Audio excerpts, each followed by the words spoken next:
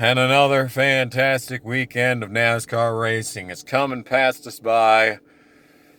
Hooey. Good times, y'all. I got, look at this gum. It's still got a little bit of flavor. I was gonna spit it out, but it still got some flavor. I don't really have anything to spit it into. This will have to do. There's honestly still a good amount of flavor in this. I don't want to waste it, but I'm gonna just end up fucking swallowing it in the middle of this video. I die on camera, you know. Get that out of the way. That's probably how I'm gonna go out. I'm gonna be dead making a video. Hey, what you gonna do? Hey, that's how all YouTubers should go out. Am I right, guys? Oh, what a horrible goddamn week. Oh, it was so bad, dude. How is it that the rained out ARCA race was better than this? My hair is on a new level today. Oh, God. Oh, man. Wow. Holy mother of God. What a horrible weekend of racing that was. That was sad. Let's just motor through this. Let's just persevere through this video. So ARCA was good. I didn't see a second of it. I mean, I was just following the timing and scoring because MAV TV is a fictional, mythological thing that no one actually gets. It's just a lie created by the government to keep us all in line. But it looked really good from the timing and scoring. I could talk way more about this one than I could anything out of the Cup race, for fuck's sake, dude. Graf was himself, his old non-driving ass, like always. I looked at his racing reference page, and there's so many comments defending him, and it's like, why are you defending this bitch? After 2 DNFs. I mean, I understand the first one. The first one, y'all get a freebie. You do not DNQ 2 Xfinity races in 2019 in race-winning equipment. Son. 2 fucking DNQs. You got beat by Timmy Hill, Stan Mullis, probably Donald Feedage as well. How the hell you pronounce his last name, dude? You just, oh my God, he's so awful. Anyway, he took out a guy that I don't like, but I hate Graf so much that I might actually be a fan of Ty Gibbs now. If he destroys his ass at Kansas, he can't race Kansas, can he? Man, that sucks. But yeah, Deegan got 5th. She was up to 2nd. And then she wasn't in 2nd anymore. So that's probably the best race that Deegan's put together in ARCA. So all things considered. Michael Self continuing to throw away the championship. Wonderful. That's just excellent news. I'm so glad that that's happening. Yeah, so that was that. ARCA, hey, we're 3.5 minutes into this video, and I feel like I've actually produced enough content. Hooray. Xfinity fucking blew ass. It was better than, I think, I venture to guess that it was probably better than Cup was. Just because, like, you could fucking pass. Fucking hell. I haven't ate shit today. Please stop. I'm not in the mood for this shit. Yeah, Xfinity blew ass. It was still better than Cup, though. At least you could fucking pass. It felt like a lot more was going on in that one. Because there was a first lap wreck. Oh, what a shame that there was a first lap wreck, too, by the way. Because maybe then Michael Annett would have had to work for his 6th place finish. Why the hell, dude? I just, Great fucking caution, guys. That really needed to come out. You remember when everyone was praising NASCAR for not throwing needless cautions? Well, it looks like it's fucking 2017 again. We've taken a time warp. Just went through a small wormhole in time, and I'm back in college again. So that's wonderful news. No wonder I keep having dreams about missing classes and shit, you know? That's what pisses me off the most, is that I've been graduated for not even that long. I've been graduated for 5 months, and I still have fucking dreams about not being in time for like a final or missing out on a class for an entire semester, you know, just because I didn't know it was on my schedule or some dumb shit like that, you know. I still have those I'm tired as fuck, by the way. I don't have the energy to yell about this. Otherwise, I would be bringing my A game for this video, but I'm so goddamn tired that I don't even give a shit. I'm just gonna keep talking about this stupid Xfinity race that should have been won by Briscoe or Allgaier or anyone who isn't the big three. Yeah. Oh my god, dude. I am not in an okay place in my life right now. Allgaier made it to the second round of the chase. Didn't think it would happen, but it happened. Because he actually figured out how to finish in the top 5 when he has a race-winning car. Thank you, Allgaier, for finally, after all these years, figuring out how to do this. It's only been forever, all right? It's only been forever. So, yeah, he's looking like maybe he might be a lock for the... I don't know who's going to win the next 3 races. Like, Bell's found some speed at the 1.5 recently. Custer just wins when you don't want him to. That's just how it goes, is he just wins when you don't want him to. If you want Custer to win, if you want Custer to pass Cindric, you ain't gonna fucking do that. No. No, but when you want someone else to win, you know, that's when Custer wins. So, yeah. Yeah. So, the Cup race, it was fucking atrocious. I think it was objectively better than the spring race because the first half, the one of the slower cars in the field was in the lead for the whole time. You know, I feel like this race perfectly encapsulates why this package is fucking horrible, is because that once Hamlin lost the lead, he didn't even sniff it for the rest of the race. Like, he ended the race, like, what, 13 seconds back from the leader? Like, if he had restarted with the lead and got away and cleared into turn 1, he probably would have either won or finished second, because you literally cannot fucking pass with these cars. And I get people who go into the comments section all the fucking time and they're like, oh, but this guy drove from the back when random part of the race. So that means you can't pass. Yeah, WinVow destroyed Kyle Petty's ass on Twitter. That was amazing. That was a glorious moment in NASCAR YouTube history. That was just phenomenal. If I wasn't at work, I would have joined in. I would have done the dog pile on old KP. And that's sad, because when KP has good takes, they are some of the best takes. But when he has bad takes, Lord have mercy. Oh, he rivals Michael Waltrip in ass-kissing levels when he has bad takes, I swear.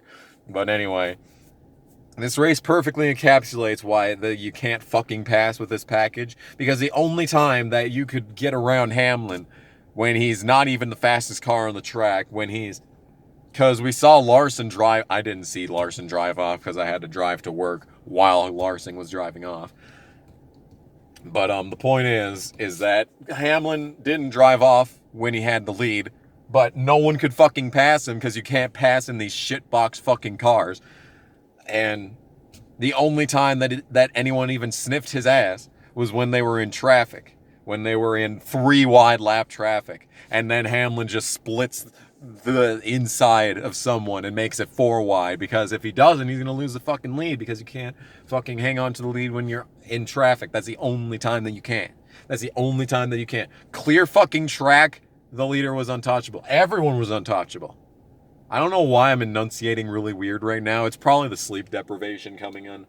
But, yeah, because no one could fucking pass. You see, you had guys, when they had clear tracks, like, they were running faster lap times than the leaders whenever, like, 25th place had clear track ahead of them. It's like, that's not fucking okay, all right? You want to know what an actual good Dover race looks like, you take a look at the spring Dover race from 2016.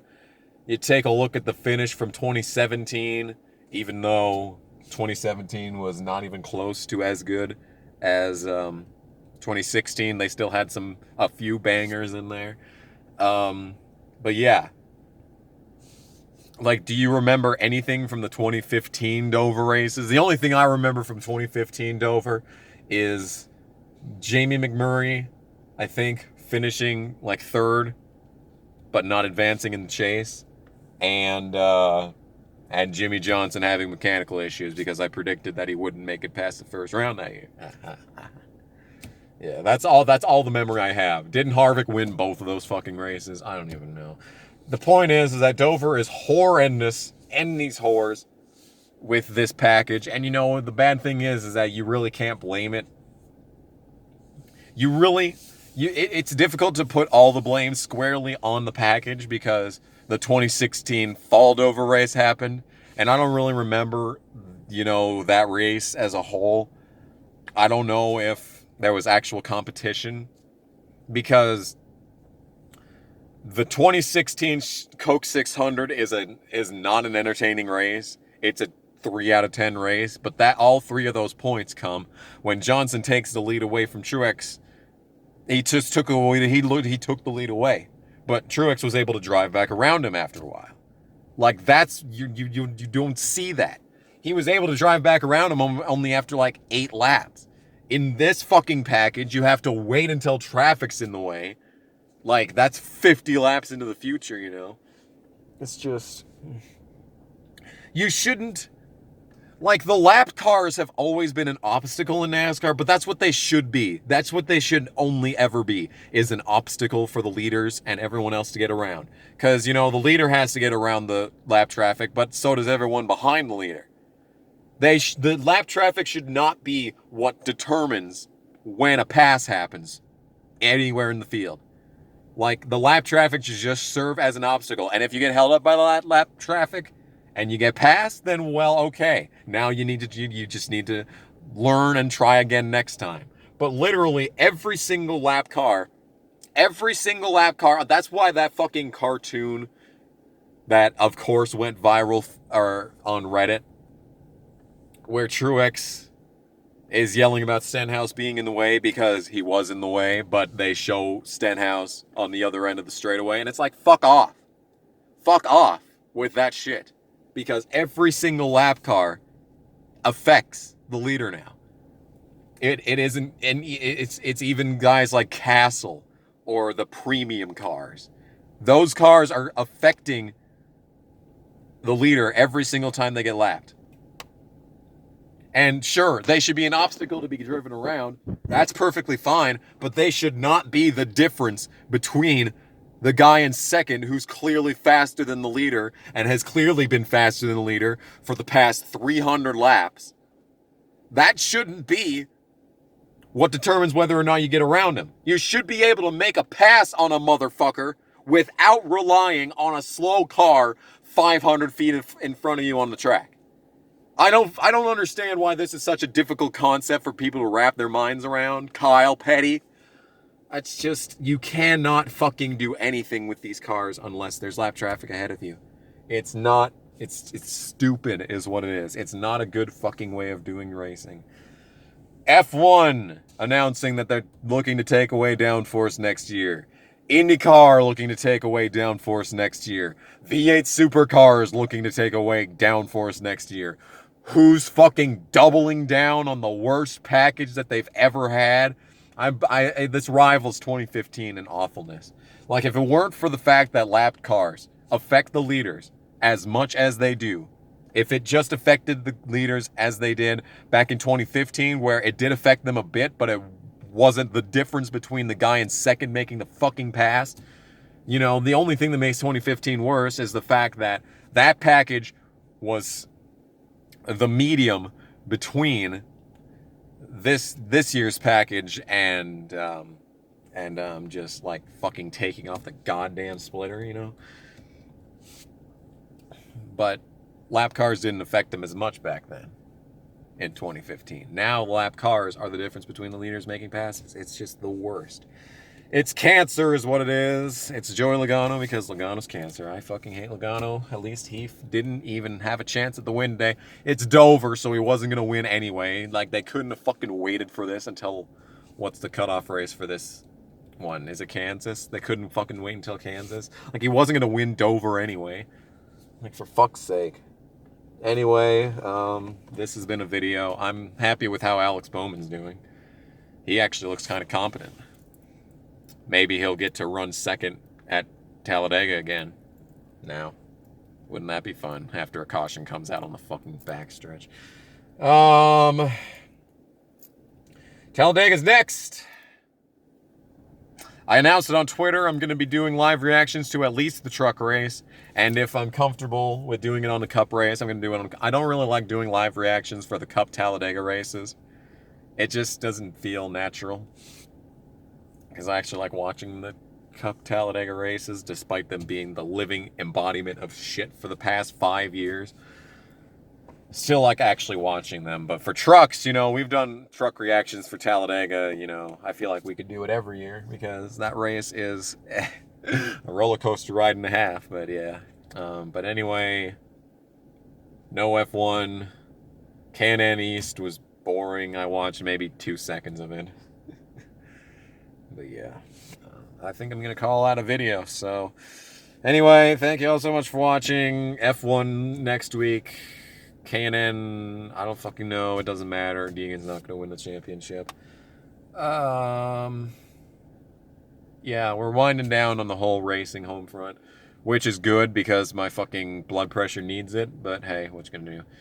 So I managed to get 16 minutes out of this video where I anticipated just saying nothing but that race fucking sucked over and over, just like the Roval. But hey, I didn't even mention that Larson won. I didn't even mention that Larson won. Like, he doesn't win for a long time. I really wish he did win this year so he'd fucking leave and go to World of Outlaws so we could actually enjoy racing again. But hey, who am I to say what he should and shouldn't do? Plus, that's going to keep Chastain out of Cup, so that's annoying. But hey, I am tired as fuck, so I'm just going to go hopefully make it home without wrecking because I fall asleep. I'm going to put this seatbelt on so that I don't get arrested. Yeah, buddy. Look at that seatbelt action. Anyway, I think that's it. So thanks for watching. Bye!